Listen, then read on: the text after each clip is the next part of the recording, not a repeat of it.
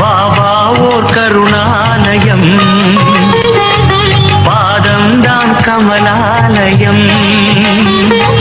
பாபா ஓர் கருணாலயம், பாதம்தான் கமலாலயம். சாயப்பா உறவுகள் அனைவருக்கும் வணக்கம். சாயப்பா மேல் நம்பிக்கை வைத்து அவரை நினைத்துக் கொண்டிருக்கும் உங்கள் அனைவரின் வேண்டுதலையும் சாயப்பா நிறைவேற்றுவார். நல்லதையே நினைப்போம், நல்லதே நடக்கும் என்றும் சாயப்பாவின் அருள் உங்களுக்கு இருக்கும். நம் மனதிற்கு இதமான சாயப்பாவின் இன்றைய அருள்மொழியை கேட்போமா? அன்பு குழந்தையே, உனக்கு ஒரு சந்தோஷமான செய்தி. அப்பா எப்போது என் கஷ்டங்கள் தீரும் என்று என்னை அடிக்கடி கேட்டுக்கொண்டு இருந்தாய் அல்லவா? அந்த நாளும் வந்துவிட்டது செல்லமே. இனி நீ மகிழ்ச்சியாக வாழப்போகிறாய். இனி உன் வாழ்க்கை சொர்க்கமாக மாறும். உன் உறவினர்கள் உன்னை மதிப்பார்கள். உன் குழந்தைகள் சிறந்து விளங்கி உனக்கு பெயரும் புகழும் பெற்று தருவார்கள். இத்தனை நாள் பட்ட கஷ்டங்களுக்கு மருந்தாக இனி வரும் காலம் உனக்கு சந்தோஷத்தை தரும். பணம், வீடு, வாகனம் என நீ சீரும் சிறப்புமாக வாழப்போகிற நேரம் வந்துவிட்டது. எவ்வளவு சொத்து சேர்ந்தாலும் ஒன்றை மறந்து விடாதே. யாரையும் ஏளனமாக பார்க்கும் குணத்தை மட்டும் வைத்துக் கொள்ளாதே. இனியும் எப்போது உன் கஷ்டம் தீரும் என்று அழுது புலம்பாமல் மகிழ்ச்சியாக இரு. உனக்கான அனைத்தும் உனக்கு விரைவில் கிடைக்கும். உனக்கு கிடைக்கும் விஷயமானது என்னுடைய முழுமையான அருளால் ஆசிர்வதிப்பேன். நீ வாழ்க்கையில் ஜெயிப்பாய். உனக்கான சந்தோஷம் உன்னை தேடி வரும். உனக்கான நிம்மதி என்னை நினைக்கும் போது உனக்குள் சிலிர்த்த உணர்வை ஏற்படுத்தும். அது நீ என் மேல் கொண்ட உண்மையான அன்பின் வெளிப்பாடு. உன்னை என் உயிராய் காப்பேன். உனக்கு ஒரு விஷயத்தை சொல்கிறேன், கேள். நான் உன்னுடன் எப்போதும் இருக்கிறேன். அதனால் நீ கவலை இல்லாமல் இரு. எந்த ஒரு ஆபத்தில் இருந்தும் நீ முற்றிலும் காப்பாற்றப்படுவாய் என்பதில் உனக்கு எந்தவித சந்தேகமும் வேண்டாம். ஒவ்வொரு வினாடியும் நான் உன்னுடன் இருக்கிறேன். தேவையில்லாமல் வருத்திக் கொள்ளாதே. நீ உன் வாழ்க்கையில் தத்தளித்துக் கொண்டிருக்கிறாய் என்பதை நான் அறிவேன். உன்னை என் கரம் கொண்டு இறுக பிடித்து காப்பாற்றிக் கொண்டிருக்கிறேன். இன்னும் சில நாட்களில் அனைத்தும் மாறும். உனது எண்ணங்கள் அனைத்தும் நிறைவேறப் போகிறது. எல்லாம் தவறாக நடக்கிறதே, என்ன செய்வது என்று நினைக்காதே. நிதானமாக யோசித்து செயல்படு. அவசரப்படாமல் பொறுமையாக இரு. உன்னை விட்டு யார் விலகினாலும் அதையே நினைத்து கவலைப்படாதே. எல்லாம் நன்மைக்கே என்று எடுத்துக்கொள். யார் உன்னை வெறுத்தார்களோ, யார் உன்னை உதாசீனப்படுத்தினார்களோ, யார் உன் நம்பிக்கையை கெடுத்தார்களோ அவர்கள் முன் நீ வளர்ச்சி அடைந்து உன் வாழ்வில் வெற்றி பெற போகிறாய். அவர்கள் உன்னை பார்த்து அசந்து போவார்கள். உன் வளர்ச்சியை பார்த்து வாயடைத்து போவார்கள். இப்படிப்பட்ட திறமை மிகுந்த உன்னையா உதாசீனப்படுத்தினோம் என்று வருந்துவார்கள். கவலைப்படாமல் இரு. நான் இருக்கிறேன். உனக்கு வரும் அனைத்தையும் நான் ஏற்பேன். என் அனுமதி இல்லாமல் எதுவும் நடக்காது. அதனால் கலங்காதே. வரும் துன்பங்கள் அனைத்தும் பொடி பொடியாக போகிறது. உன் மனம் தெளிவாகும். இழந்ததை மீண்டும் பெறப்போகிறாய்.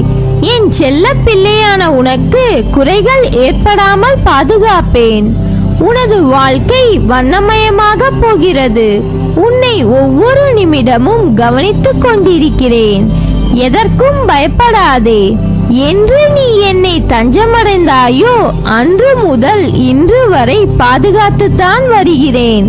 ஒரு சிலர் உனக்கு பின்னால் உன்னை பற்றி கேலியாக பேசுவதை கேட்டு வருத்தப்படுகிறாய். ஒன்றை நன்றாக புரிந்து கொள். அவர்கள் விமர்சனம் செய்யும் காரணம் தெரியுமா? உன் தரத்திற்கு வர முடியாத போது, உன்னிடம் இருப்பது போன்று அவர்களிடம் இல்லாத போது, உன்னை துன்புறுத்தி அது முடியாத போதுதான் அவர்கள் இப்படி செய்கிறார்கள். இன்னும் உன் வாழ்க்கையில் பல அற்புதங்கள் நடக்கப் போவதையும் பார்க்க போகிறாய். என் வார்த்தைகள் மீது நம்பிக்கை வை. நீ என் உயிரான குழந்தை. நீதான் எனக்கு உலகம். உன்னை முதுகில் குத்துபவர்களை கண்டு வேதனை கொள்ளாதே.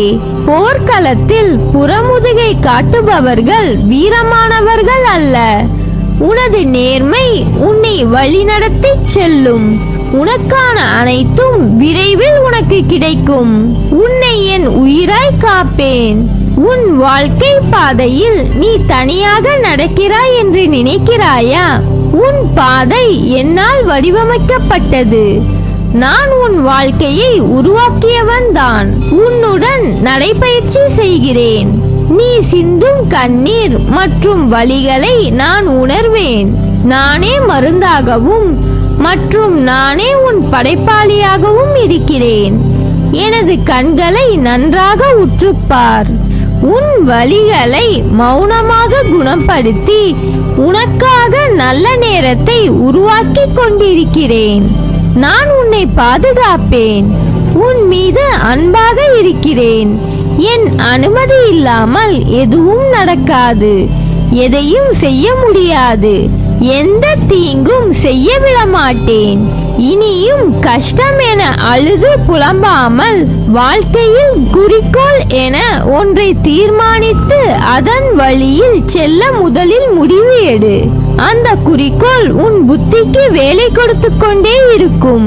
தேவையில்லாத விஷயங்களை மனதில் போட்டு அழுத்தி வைக்காத சூழ்நிலையை உனக்கு தரும்.